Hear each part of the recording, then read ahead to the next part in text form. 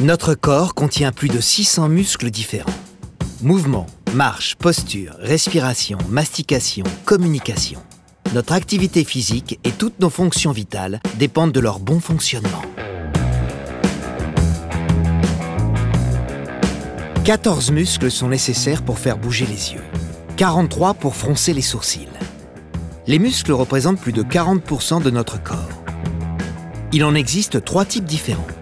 Les muscles striés squelettiques, qui recouvrent notre squelette, permettent les mouvements volontaires et réflexes du corps.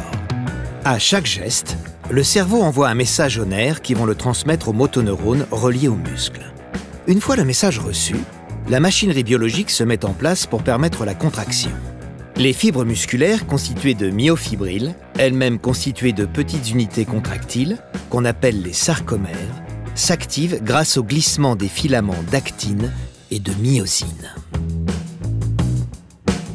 Les muscles lisses, présents dans la paroi de nombreux organes, comme la vessie ou les intestins, fonctionnent, eux, sans qu'on ait besoin de penser à les solliciter. Ils aident au transport de différents éléments dans l'organisme.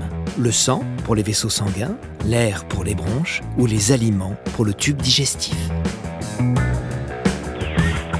Enfin, le plus connu des muscles, auquel on ne pense pourtant pas spontanément, le cœur. Les muscles striés du myocarde ont une action rythmique et automatique qui assure le fonctionnement du cœur et la circulation du sang. On connaît particulièrement bien les fonctions contractiles du muscle, mais ces autres fonctions sont loin d'avoir livré tous leurs secrets.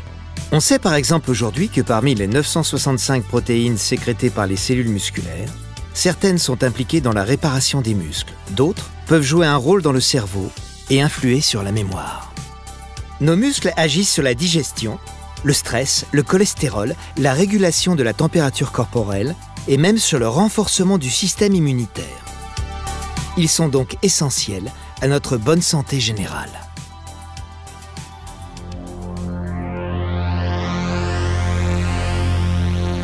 Mais lorsque le muscle dysfonctionne ou s'affaiblit, les conséquences peuvent être sévères, voire irréversibles. Dans le cas des maladies neuromusculaires, les muscles ne se régénèrent pas correctement. Les personnes atteintes perdent progressivement leur force, la marche, l'utilisation de leurs bras, et leur cœur est fragilisé. Au cours du vieillissement, nous pouvons perdre jusqu'à 30% de notre masse et de notre force musculaire. Cette faiblesse augmente nos risques de chute et leur gravité. Vous l'aurez compris, qu'il soit sain, sportif, blessé, malade ou vieillissant, le muscle est un véritable enjeu de santé publique.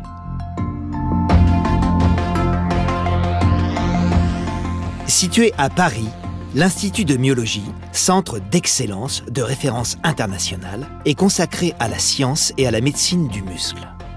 250 experts y étudient le muscle et ses pathologies et développent des approches innovantes pour les traiter. Recherche, diagnostic, soins, évaluation, enseignement, essais cliniques, thérapie innovante. L'Institut de myologie est le fer de lance de la myologie en France et dans le monde.